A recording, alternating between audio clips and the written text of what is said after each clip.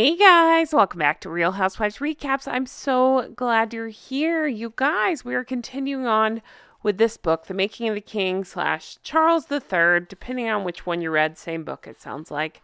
But I'm so glad you're here. So today we are on part 5, picking up with chapter 8. Now, let's talk. You know I keep it real here. Let's be real.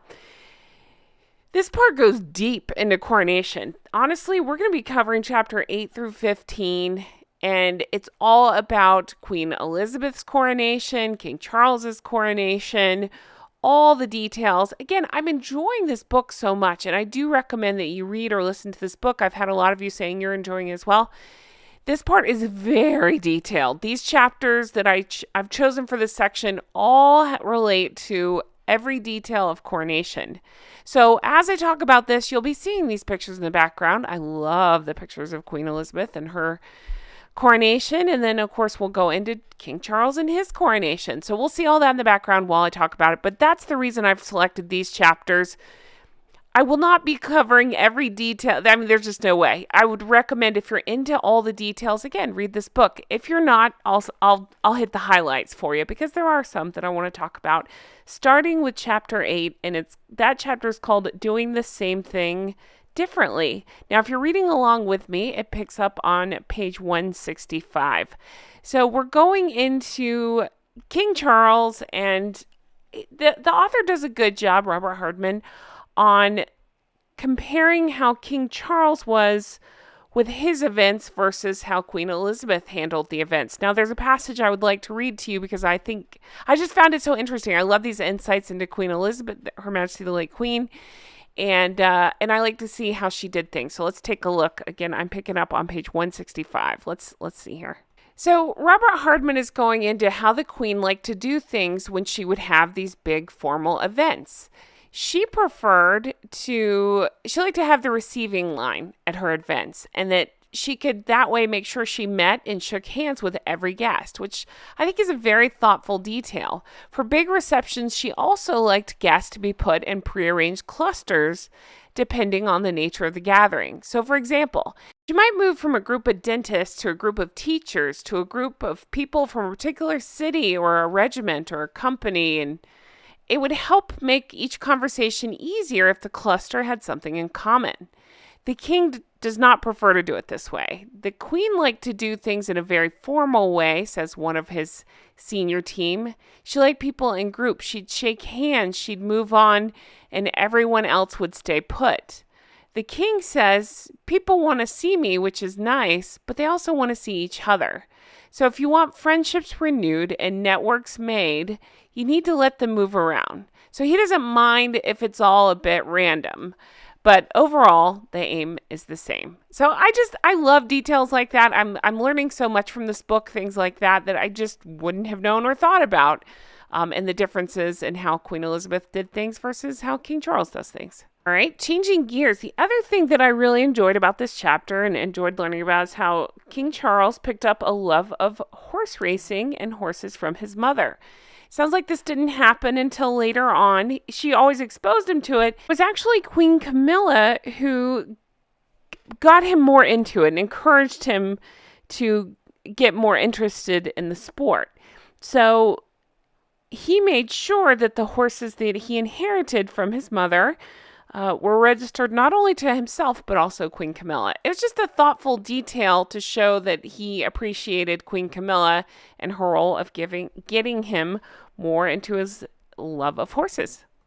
Okay, let's talk about Windsor Castle, because they go into this in chapter 8 as well. And I personally could spend about 14 hours reading about Windsor Castle. I'm fascinated by it. I think it's probably one of the most beautiful places I've ever been in my whole life. I've been twice now, and I'm just aching to go back. So anyway, let's get into Windsor Castle. They talk about how Charles really didn't get to spend too much time there growing up. People around the king predicted that perhaps William would have the run of Windsor, but then he kind of has taken a newfound love in this place. So what they explain is that he likes to spend Sundays in particular at Windsor. He likes to see his grandchildren. Of course, William and Catherine and the children are at Adelaide Cottage on the grounds of Windsor Castle. And there's just an interesting passage I'd like to read from the book here. It's on page 170 if you're reading along with me. And it says, just as George V was insistent on raising his family in York Cottage, Sandringham, it seems that those who are predestined to live in large palaces and castles often cherish a spell in something very much smaller. The future William V and his future queen think so too. So again, it's just about how William and Catherine are raising their children in Adelaide Cottage, but then, eventually one day Windsor will be theirs as well. But I just love reading about it. I love that Charles has taken such a love to it. I'm obsessed with that place. I really want to go back. I can't say enough good things about Windsor. Just as an American who's had a chance to go over there a couple of times, I highly recommend, if you ever get the chance, go to Windsor Castle. All right. That aside, it was just interesting to see how Charles has really taken to it as well. They say he now adds stops over at Windsor when he has the chance to do so. He just loves spending time there. Now, an interesting part that is explained is that basically the royal family just have, to quote the author, a glorified flat there. That the rest is, they have, I think they said something in the neighborhood of 300 people that live either on the grounds or around the grounds and help take care of it, and families and things like that. So they're all very much a part of Windsor Castle. I just think that's so interesting. They even told an anecdote about how the Reagans were staying at Windsor Castle, and they were astonished that to meet the Queen for breakfast, they actually had to walk through the Queen's bedroom to get to this place where they were going to have breakfast on the grounds. And just kind of how the whole setup is for the royal family there. They just have their own private section, but the rest is for, the running of the castle and the staff. And of course, there's tours and parts of it and stuff. So it's just interesting to learn all of that. Okay, let's move on to chapter 9, because I could spend 10 hours talking about Windsor. Chapter 9, Coronation. And comment below if you spend time in Windsor. Let me know. I'm dying to spend more time around Windsor. We've toured the castle twice now, and I love St. George's right there. But I just want to know everything I can about Windsor. I'm completely fascinated by it. Chapter 9, Operation Patek. And it goes into, again, all of this has to do with preparation for coronation. They were actually calling King Charles's coronation Operation Golden Orb. And it's said that he never wanted to compete with Queen Elizabeth II's coronation, and hers was, she was 25 years old at the time of her coronation. She had 2 young children, and Charles was 74 at the time of his. So they talk about how the Queen was very much, she just couldn't be hands-on at that point with her coronation. She chose things that were, that meaningful to her, but the details were left up to others, whereas they say for Charles, King Charles, he liked to choose the things for his own coronation. Okay, I am loving these pictures, and I had to show you this one here because, of course, we have Queen Elizabeth at her coronation and her maids of honor. And notice the white gloves. So people were likening them to swans. Can I just say that most closely related to swans are geese? Honk, honk, everybody. Geese and ganders. Okay, so now is where I skip ahead. Because again, if you read this, and I do recommend it, chapter 10, 11, and 12 all are very much detailing everything having to do with the coronations. All the logistics, the planning, the prep, the run-throughs, all of that sort of thing. Really, really detailed pages of the lead up to the coronation itself. All right, let's get into chapter 13, A Decent-Sized Hat. Why is it named that? Well, It has to do with this one. Actually, no, it has to do with the Princess Royal, should I say that way, and how her beautiful, and as she called it, decent size hat covered up this one. You guys, I'm going to take a side note here and say I think about this constantly, how he showed up, pulled these faces, acted like an ass, and immediately left. Believe me, I think that was the best case that he immediately left. But I think about that, and I think about, I wonder... And I think I'm giving him too much credit, but I do think about this. I wonder if he'll ever come to his senses and think, wow, I really messed up an important day in history. I don't know. I think I'm just giving him way too much credit by thinking like that. We've seen his true colors. He just is an ass. I mean, I think the palace covered for him so long that I wanted to believe there was more to him, but there just doesn't appear to be. Again, look at the photos for details. He just seemingly couldn't wait to get out of there, kept pulling faces. Robert Hardman does go into, I'm skipping ahead, but he does talk about, you know what, we'll get there. Basically, Harry was invited to the lunch afterwards, but declined and left. So again, it just puts into perspective, especially with what's going on now, where he pretended to rush back to be by his dad. And then, yeah, we know how that went. Okay. Let's get back to the Princess Royal, shall we? I just love her, so I've added extra photos of her because I just love her. And I love her decent-sized hat, as she calls it. Okay, so King Charles had been, they called it an apprenticeship for 74 years. He had been sovereign for 8 months at this point, and he was about to have what they described his grandest and most humble moment of his life. Again, talking about the coronation. It was meant to reflect a modern Britain while keeping tradition alive. So if you're reading along with me, I'm on page 284. They do go into how the working members of the royal family were sat.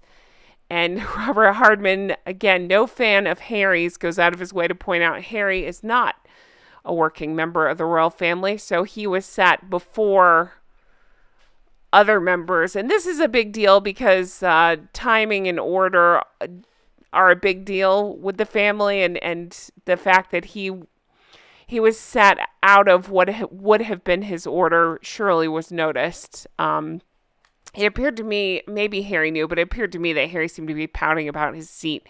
He seems to always be pouting about his seat nowadays. Maybe if you didn't act like an ass, you wouldn't have to worry about your seat. How about that? All right. Again, he was sat behind the Princess Royal, and that's where we got the quite a decent sized hat. And it refers to her quote about the hat itself. I'm kind of obsessed with her and the hat and the whole situation. I think it was brilliantly played. I was fortunate enough to go to Coronation. I will never forget it. It was just one of the coolest things I've ever witnessed. And I mean, I couldn't get anywhere close to it. It was just packed everywhere, but so beautiful to see and to be around everybody and to witness. And then I went back to the hotel that evening after a full day of celebrating and then saw the Princess Royal's hat, that feather in the hat. And I couldn't stop laughing. I still think about that moment of seeing, oh my gosh, that hat is wonderful.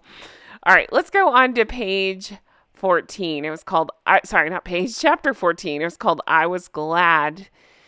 And, okay, so this is where Robert Hardman, the author, goes into that Harry allegedly had been invited to the palace for lunch after the coronation, but declined and was already on his way back to Heathrow. The thing I wish is that the author had gone, and I understand it's a book about Charles, but I wish he had gone more into, I'd like to know everything that was going on with William and Catherine. The day of the coronation, they did kind of go into some of the logistics and how it was wrongly reported that they were late, but it appears that, no, King Charles's, I guess you call it, coach was running a little bit early. I think they had thought it would take a little longer to get there. He didn't. He was supposed to be the last to arrive, but his pulled up right before William and Catherine. So it doesn't matter. I mean, it was a beautiful ceremony. Who cares? But it was interesting to learn behind the scenes that there's kind of a scramble regarding this. I remember the news reporting on stuff like this. I think it's a little bit ridiculous. It all worked out. Beautiful ceremony. Let's keep going. And then chapter 15 we get into, it's called Doctor Who Syndrome. And this one's interesting because it breaks down the patronages, the charities that are represented by different members of the royal family. Now, what I didn't realize is the Queen, Her Majesty the late Queen, was patron of over 600 charities. How cool is that? I think that's really amazing. Over 600 charities, and then King Charles is said to be over 420 at the time of this book. I don't know if that's still the case. 420 of his own. So there was a lot of work to be done about making sure that all the charities were still being represented and reallocating who would handle what and how that would go. Now, there is an interesting passage I'm going to read to you. It's on page 320 if you're reading along with me. So he was talking about charitable funds and charity networks, that sort of thing. And post the session, how it'd work with the Prince's Countryside Fund. It's just all these logistics, right? And how King Charles was handling it. But then the author goes on to explain it's not down to King Charles to approve a royal designation. This required government approval under Companies Act 2006. Ministers retain a role in agreeing what may or may not present itself as a royal entity. Believe me, I'm going somewhere with this. It was a lack of such approval that compelled those two, whose titles I do not say, to take down their SussexRoyal.com business/charity, I'm saying business, franchise in 2020 and grudgingly rename it Archwell. I am fascinated by this. I wish he had gone more into it. He didn't, but I want to know all the details. But he continues on and says it also emerged that the Prince's Countryside Fund had also considered the name the King's Countryside Fund, but the King himself advised against it. Okay, so I just think that's so interesting, and I remember this, we all do, that Sussex Royal. Do you remember? People were horrified to learn, I think the Queen in particular was horrified to learn, that those two were trying to merge Sussex Royal, even insofar as taking out SussexRoyal.com. I believe it was alleged at the time things like pens and tchotchkes and I can't even remember the ridiculousness of it. It was over 100 items that were trademarked, and this was done right around the time of Megxit. So you can see this was published in January of 2020. They left around, well, it was around that time actually. Yeah, it's just so funny to me. Remember, they threw such a stink about it when they were told, no, we're not Disney. You can't do that. And they thought this would be their money-making scheme or brand afterwards. But unfortunately, that didn't work out so well for them. And neither has anything else since they left. Ha, ha, ha, ha, ha, ha. So since then, again, ask yourself, what have they been doing? We don't know. Selling stuff? Who knows? Still using their titles? Who knows? Who cares? But I love that the Queen banned them from using that brand, and you can't just sell yourself as royals. Anyway, I'm going to end this here. I think we have maybe 2 more chapters left to go, maybe 3 more, something like that. We're wrapping it up quickly. So I'll wrap this up in the next one. As always, thank you so much for being here with me. I hope you're enjoying this as much as I am, and I can't wait to bring you more like this. I sure have enjoyed looking at these photos, not just of King Charles's coronation, but of Her Majesty the late Queen's coronation as well. Oh, this picture I love so much. I'm ending on this one because it makes my heart so happy. Thank you guys for everything. I hope you have the best day. I'll talk to you again soon. Take care. Bye-bye.